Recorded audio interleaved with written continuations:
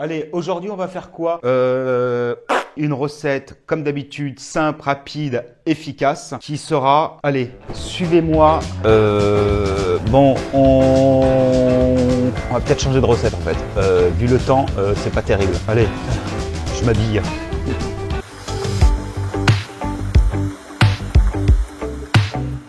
Me voilà habillé, on y va. Bon, comme vous pouvez constater, le temps est pas présent. Je suis dans ma maison de campagne en Touraine et donc on est en fin de saison des pommes. D'ailleurs, il n'y en a plus une seule dans les arbres, mais par contre, il y en a plein au sol. Et je vais vous faire aujourd'hui une recette avec les dernières pommes qui nous restent de la saison. L'avantage en plus, c'est que là, elles sont déjà lavées. Allez. On va cueillir quelques pommes. Ça y est, j'ai récupéré les pommes pour la recette. Les voilà. Alors, n'imaginez pas que les pommes, on les a laissées toutes pourrir dans le champ. Non, non, c'est pas le cas. J'ai fait des kilos et des kilos et des kilos de compotes. Les compotes, ras là, bottes. Donc, on va repartir pour la recette. Vous allez me dire, tartiflette, c'est pas une tartiflette.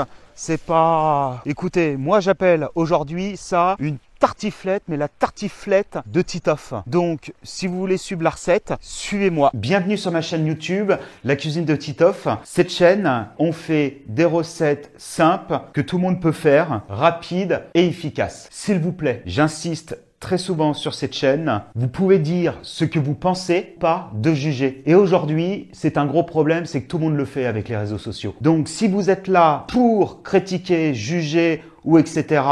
Donc aujourd'hui en recette, ça sera une tartiflette, mais pas n'importe quelle tartiflette, parce que c'est ma tartiflette et une tartiflette bien particulière avec des produits de saison, ou plutôt je dirais des produits de fin de saison, la pomme, poulet. Bon allez, on arrête, je vous dis la liste d'ingrédients. Alors, il te faudra pour cette recette des pommes de terre, pommes, des lardons, filet de poulet, l'oignon rouge, camembert, du calvados. Moi personnellement, j'utilise vieux calvados noir extra. Donc on va démarrer par éplucher les pommes et les réserver. On continue avec les pommes de terre et on fait pareil que les pommes, on les rince bien et on les réserve. On épluche l'oignon. Moi je l'épluche de cette façon, voilà, en jetant les épluchures sur les tomates. Très important, sinon c'est pas une tartiflette, mais c'est une tarte chaumette. Tomate. Oui, tomate. C'est bon, je m'excuse, pardon. Le camembert et les filets de poulet, vos ingrédients sont préparés. Il reste plus qu'à les cuisiner. J'insiste, me dites pas c'est une recette riche, je suis diabétique. On peut être diabétique et on peut aussi savoir se faire plaisir. M'écrivez pas en commentaire. Oui, mais les diabétiques, on peut, mais tout simplement être raisonnable. Donc, pour cette préparation, moi je vais la faire en cocotte. Cocorico! Bon, allez, ça y est, je repète un plomb, on arrête les... Voilà, on va la faire en cocotte. Vous pouvez également la faire au four. Moi, pour une question de praticité, ça se dit? Oui. Pour une façon de praticité, je la fais dans la cocotte, mais ça peut être fait à la poêle et ensuite enfourné directement au four. Pour ça, on allume le gaz, on pose la cocotte, on met les lardons. Pendant que les lardons chauffent, on coupe l'oignon rouge grossièrement et voilà, avec les lardons, parce que là je pense que stop, on arrête les dégâts avec la matière grasse. J'ai oublié de vous dire, on rajoute de la crème légère. Bien entendu, toute la liste des ingrédients sont juste là. Une spatule et on mélange. On continue pendant ce temps-là et surtout pendant que ça cuit, de couper les pommes grossièrement comme cela. On les incorpore dans la préparation qui est en train de cuire et pendant ce temps, je vais couper finement mes filets de poulet. Ça, je vous le dis, j'appelle pas ça finement, mais grossièrement. Et ça, idem, on le rajoute, cette préparation, dans notre cocotte. C'est pas simple et on mélange. Pendant ce temps-là, je prends le calvados et je vais faire flamber ma préparation. À titre d'info, quand il n'y a plus de flamme, c'est que l'alcool s'est évaporé. Et voilà, on laisse pendant ce temps-là cuire et on coupe les pommes de terre. Par contre, on va les couper un peu plus finement, comme cela. Je reconnais que tout de suite maintenant, c'est pas esthétique. Je vais retourner à la situation. Vous allez voir, au final, ça sera un plat plutôt sympa. Et la cuisine de Titoff, c'est comme ça. Il n'y a pas de rangement, il n'y a pas de chichi. On laisse comme ça. Je prépare pas 1h30 mes recettes avant. C'est fait comme moi je cuisine, c'est-à-dire simplement et bon. Là, on va disposer les pommes de terre. On y rajoute la crème, la moitié. On se calme, on se calme. Et on se calme. On prend le camembert et on le coupe en deux. Alors moi, j'appelle ça en 4. Et on le pose comme cela. On baisse le feu. On pose le couvercle et on va laisser cuire comme ça pendant une petite demi-heure. On saura si les pommes de terre sont cuites en plongeant et qu'elles soient plus évidemment croquantes. On se retrouve dans une demi-heure. Pour information, à mi-cuisson, j'ai pris l'initiative. Le feu était un peu hardcore. Donc, mollo, mollo, mollo, mollo, mollo. On se calme. Donc, j'ai décidé en milieu de cuisson d'utiliser cette grille pour pouvoir diminuer la puissance de mon gaz. Bah oui, c'est comme le four. Il est toujours pas changé. Alors, pour ça, regardez, à mi-cuisson. On va pas être bien là ce midi, papa gros chat? Gros chaton.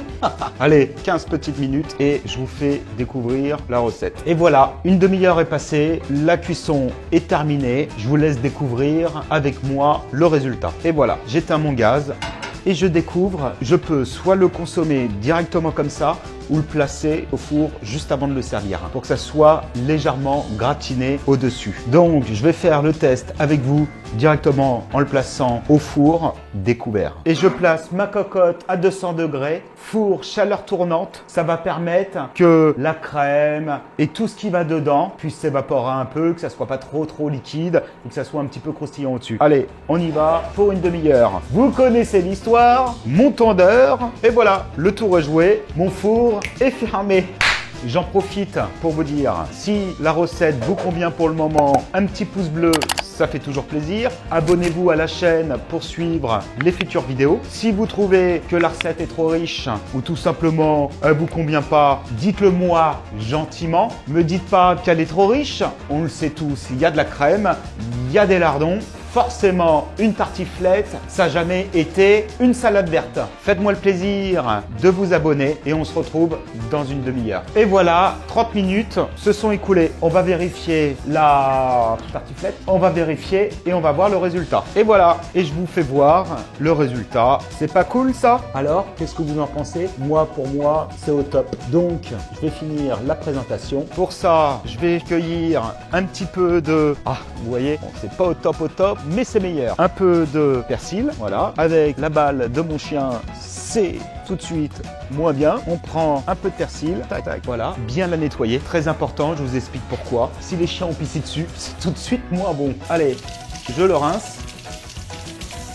Il me reste plus qu'à parsemer dessus, comme cela, d'y poser mon couvercle. Et l'avantage de le faire en cocotte, comme cela, c'est que ça reste bien au chaud. Je sais pas vous, mais en tout cas, moi, je vais me régaler. La recette est terminée. Vous pourrez l'accompagner avec des crudités, salade verte, tomates, tout ce qui va bien avec. Vous allez avoir les glucides, évidemment. Vous allez me dire, oui, les lipides, il y a les lipides. Si vous ne pouvez pas en manger, malheureusement, cette recette n'est pas destinée à vous. Et comme je vous expliquais en début de vidéo, les régimes alimentaires de l'un n'est pas le régime alimentaire de l'autre. Évidemment, il ne faut pas en abuser, mais rien ne n'empêche de se faire plaisir de temps en temps. Toi, tu dois éliminer peut-être tout ce qui est matière grasse. Moi, il ne faut pas que je consomme du sucre rapide au quotidien, sinon ça me fait monter le taux de glucose dans mon sang. Je ne peux pas créer une chaîne pour chaque personne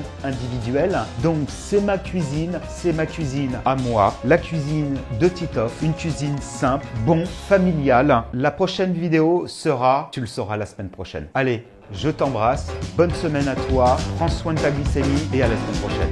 Bisous, bisous, ciao.